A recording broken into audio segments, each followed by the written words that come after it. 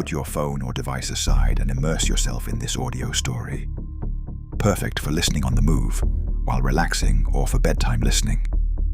We release new stories daily, so make sure to like and subscribe to not miss out. This story is based on true events. The 7-Year Silence. In a locked conference room in Tokyo, 7 men sat around a polished mahogany table. The year was 2015. Outside, the neon lights of one of the world's most advanced cities flickered against the night sky. Inside, these men, executives of one of Japan's oldest and most respected corporations, were about to confess to something that would shatter the illusion of Japanese corporate integrity. For 7 years, they had been lying. Not small lies, not accidental miscalculations, but systematic, deliberate, calculated deception that inflated their company's profits by over $1.2 billion.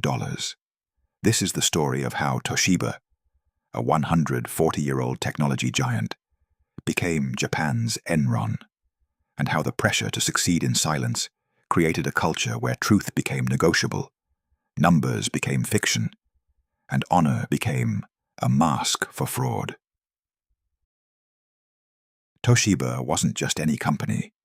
Founded in 1875, it was a pillar of Japanese industrial might, the company that brought Japan its first light bulbs, the innovator behind laptops, semiconductors, nuclear reactors, and medical equipment, a symbol of post-war Japanese excellence. By the 2000s, Toshiba employed nearly 200,000 people worldwide and generated revenues exceeding $60 billion annually. Its name carried weight, prestige built on decades of technological achievement and corporate discipline. But beneath that polished exterior, something dark was growing. A culture of impossible expectations, a hierarchy where questioning authority was unthinkable, and most dangerously, a management philosophy that demanded results at any cost. The rot began in 2008, though its seeds had been planted years earlier. Japan's economy had been stagnating for decades, the so-called lost decades, following the bubble burst of the 1990s. Competition from South Korean and Chinese manufacturers was intensifying. Toshiba's profitability was under pressure from every direction. Then came the global financial crisis, and everything got worse. But here's where the story takes its first dark turn. Instead of acknowledging these realities, instead of adjusting expectations or restructuring operations, Toshiba's top executives made a different choice. They decided to simply pretend the problems didn't exist. They would manufacture success on paper, while reality crumbled around them. The method they chose was elegant in its simplicity and devastating in its scope. It's called improper accounting, but that sterile phrase doesn't capture the calculated nature of what happened. Toshiba used several techniques, each designed to inflate profits and hide losses. First, there was the manipulation of component costs in their PC division. When Toshiba negotiated rebates with suppliers, standard practice requires recognizing these savings when they're actually realized. But Toshiba recorded future rebates, money they hadn't yet received, as immediate profit. They were booking tomorrow's revenue today, creating phantom profits that existed only in spreadsheets. Then there was the infrastructure division, building power plants, railways, and nuclear facilities. These massive projects take years to complete and often encounter cost overruns. The honest approach is to recognize losses as they occur, adjusting estimates when reality diverges from projections. Toshiba did the opposite. They delayed recognizing losses, sometimes for years, always pushing the day of reckoning further into the future. When a nuclear power plant project in Texas was hemorrhaging money, they simply didn't record the losses. When manufacturing costs exceeded estimates, they recalculated their projections to make the numbers work. It was financial alchemy, turning red ink into black through nothing more than creative bookkeeping and willful blindness. But perhaps most insidious was their handling of their semiconductor business. In the cutthroat world of chip manufacturing, inventory can quickly become obsolete as technology advances. Companies must regularly write down the value of aging inventory to reflect market realities. Toshiba simply didn't do this. They kept obsolete inventory on their books at full value, pretending that chips no one wanted were still worth what they paid to manufacture them. Each of these techniques alone might have been dismissed as aggressive accounting. Together, sustained over 7 years, they constituted one of the largest corporate frauds in Japanese history. Now, you might be wondering, how does something like this happen at a company with thousands of employees, multiple divisions, and rigorous oversight? The answer lies in understanding Japanese corporate culture and the specific darkness that had infected Toshiba's leadership. In Japan, the concept of WA, harmony, is paramount. Challenging your superiors, especially publicly, is considered deeply disrespectful. The hierarchical structure of Japanese corporations is more rigid than in the West. At Toshiba, this cultural trait had metastasized into something toxic. Executives at the highest levels, including Presidents Atsutoshi Nishida, Norio Sasaki, and Hisao Tanaka, set impossible profit targets for their divisions. These weren't ambitious goals meant to inspire excellence. They were demands backed by an unspoken threat. Meet these numbers, or face consequences. And here's where the story reveals its most chilling dimension. The fraud wasn't the work of a few rogue accountants hiding transactions in the shadows. It was systematic, institutionalized, commanded from the very top. Internal investigators would later discover that Toshiba had a term for these demands: challenge profit. Division heads would be summoned to meetings where executives would simply tell them their financial results were unacceptable. The losses needed to disappear. The profits needed to materialize. How they accomplished this was their problem.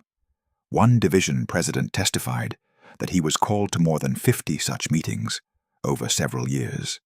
50 times he was told to make the numbers work, regardless of reality. 50 times he complied, finding new ways to delay losses, accelerate revenue recognition, or simply misrepresent financial facts. The pressure was relentless, and in Toshiba's hierarchy, refusal was unthinkable. To say no to a superior would mean career suicide. To admit that targets were impossible would be to confess weakness, to disrupt WA, to fail in your duty. So they lied. They all lied. And the lie grew bigger with each passing quarter. For 7 years, from 2008 to 2015, Toshiba published financial statements that bore little resemblance to reality. Investors bought stock based on fabricated profits. Banks extended credit based on fraudulent financial health.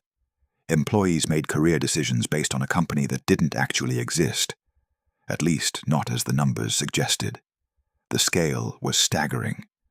151.8 billion yen, approximately $1.2 billion in overstated profits. But numbers alone don't capture the human dimension of this business crime. Think about the middle managers who knew what they were doing was wrong, but felt powerless to stop it. The accountants who reconciled their professional ethics with corporate demands by telling themselves they were protecting jobs, preserving the company. The executives who convinced themselves that once market conditions improved, they'd correct the books, that this was just temporary maneuvering to weather a storm. This is one of the darkest truths about corporate fraud. It rarely begins with someone deciding to become a criminal. It starts with small compromises, a quarter's results that are smoothed to avoid panic, a loss that's deferred with the intention of recognizing it next quarter, when hopefully other good news will offset it. But each small lie requires a larger one to cover it. Each deferred loss makes the eventual reckoning more catastrophic. The fraud becomes a machine that feeds on itself, growing larger and more complex with every financial period, until the people operating it can no longer remember where the truth ended and the fiction began. By 2015, cracks were beginning to show. Financial analysts were asking uncomfortable questions about Toshiba's consistently strong performance in industries where competitors were struggling. How was Toshiba's PC division so profitable when the entire PC market was in decline? Why weren't they taking write-downs on infrastructure projects that everyone knew were over budget? The scrutiny intensified. In April 2015, Japanese securities regulators began investigating. Toshiba initially downplayed the inquiry, suggesting minor accounting irregularities that would amount to perhaps 50 billion yen. Serious but manageable. But as investigators dug deeper, the facade began to crumble. Toshiba formed an independent investigation committee, a group of outside lawyers and accountants tasked with determining the full scope of the improper accounting. What they uncovered was worse than anyone had imagined. This wasn't isolated to one division or one fiscal year.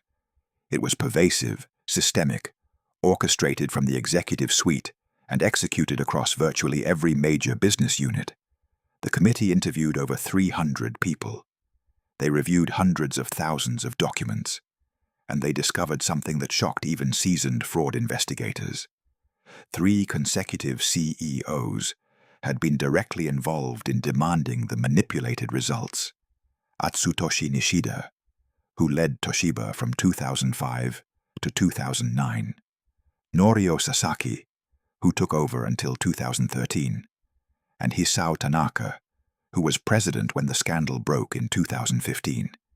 Each had inherited the fraud from their predecessor, and rather than exposing it, had perpetuated and expanded it. But here's the truly disturbing revelation that emerged from the investigation. Toshiba's auditors had raised red flags. Multiple times. Ernst & Young Shinnihon, one of the world's largest accounting firms, had been auditing Toshiba's books for years. Internal documents revealed that auditors had questioned certain accounting treatments, had expressed concerns about loss recognition timelines, had pushed back on revenue recognition practices. But Toshiba had a system for managing these inconvenient questions. They would negotiate. They would provide alternative explanations. They would sometimes make minor adjustments while preserving the fundamental deception. And when auditors became too persistent, Toshiba would leverage its size and importance, both as a client and as a national institution, to apply pressure.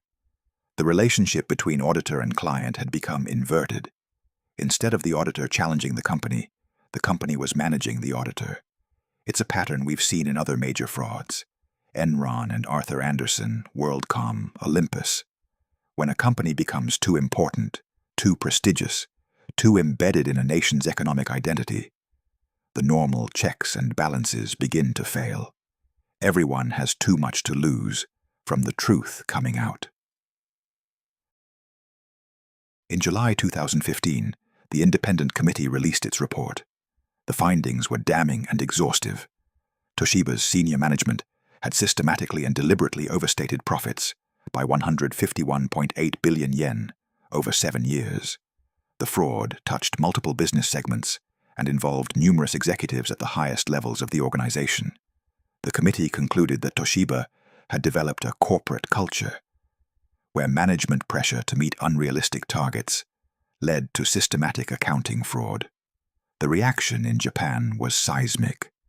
This wasn't some startup that had overpromised and collapsed. This was Toshiba, a company older than modern Japan itself, a cornerstone of the nation's industrial base. If Toshiba could be corrupt at its core, what did that say about Japanese corporate governance? The consequences came swiftly, but many would argue, not severely enough. CEO Hisao Tanaka resigned, along with his 2 predecessors who had perpetuated the fraud. 8 executives stepped down in total. Toshiba was fined 7.37 billion yen by Japanese regulators. Significant, but hardly crippling for a company of its size. The Tokyo Stock Exchange placed Toshiba on a watch list, threatening delisting if reforms weren't implemented. But here's what's truly revealing about how we treat white-collar crime. Not a single executive went to jail. Not one. Compare this to street crime.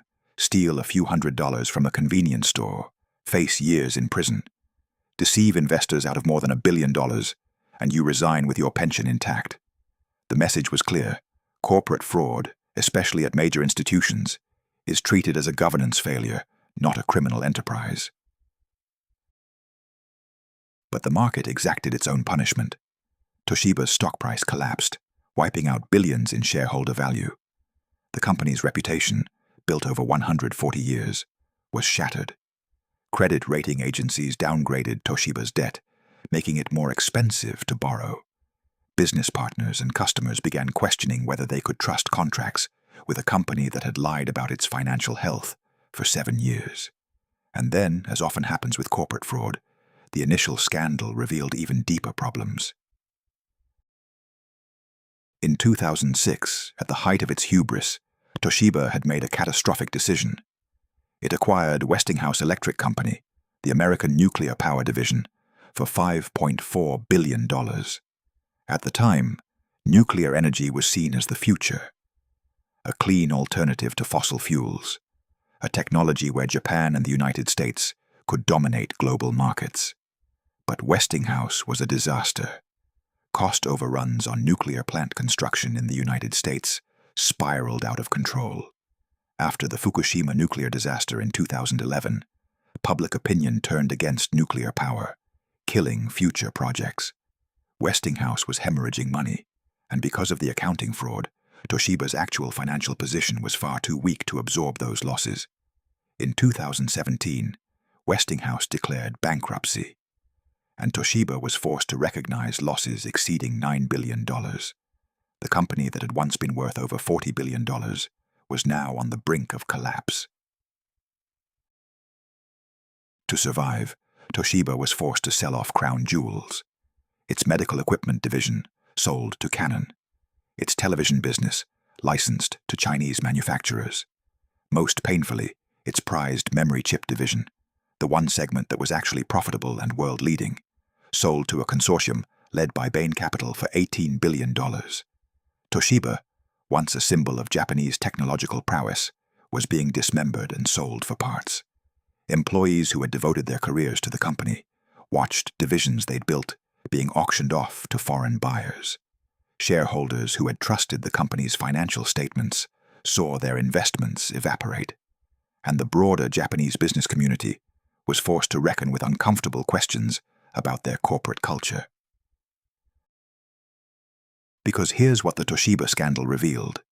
The same cultural traits that made Japanese companies disciplined and successful, respect for hierarchy, emphasis on harmony, long-term thinking, collective responsibility, could, under the wrong circumstances, enable systematic fraud.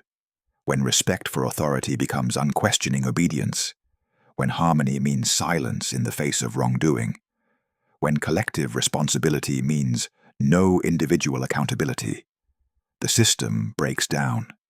Toshiba wasn't an aberration. In the years following its scandal, other Japanese corporate frauds came to light. Olympus, Takata, Nissan, and others. Each revealed similar patterns: authoritarian management, pressure to meet unrealistic targets, a culture where questioning leadership was unthinkable, and ultimately, systematic deception to maintain the illusion of success. What lessons can we extract from Toshiba's 7-year lie? First, understand that corporate culture isn't just about free coffee and casual Fridays. It's about the unspoken rules that govern how people behave when no one is watching, how they respond to pressure, whether they feel empowered to speak truth to power. At Toshiba, the culture had become toxic, a place where meeting numbers mattered more than truth, where loyalty meant complicity, where success was measured in fictional profits rather than real value creation. Second, beware of organizations that consistently outperform in struggling industries. When everyone else is losing money and one company reports steady profits, the explanation is rarely that they're just that much better than their competitors. More often, they're either taking unsustainable risks or, as in Toshiba's case, simply lying. Third, Recognize that fraud is rarely the work of a few bad actors. It requires systems, structures, and institutional support. At Toshiba, hundreds of people knew what was happening. Most weren't evil. They were ordinary people caught in an impossible situation, making incremental compromises that added up to catastrophic fraud. This is how white-collar crime works. It's not dramatic bank heists or midnight conspiracies. It's emails asking division heads to review their loss estimates. It's meetings where inconvenient truths are gently discouraged. It's a slow erosion of ethical standards, justified by appeals to loyalty, corporate survival, and the greater good. Fourth, understand that auditors and regulators can fail. Ernst & Young Shinihon was supposed to be a check on Toshiba's management. They had access to the books, the authority to demand explanations, the professional obligation to ensure accuracy. But they failed, whether through negligence, incompetence, or conflicts of interest. This is a recurring theme in major frauds.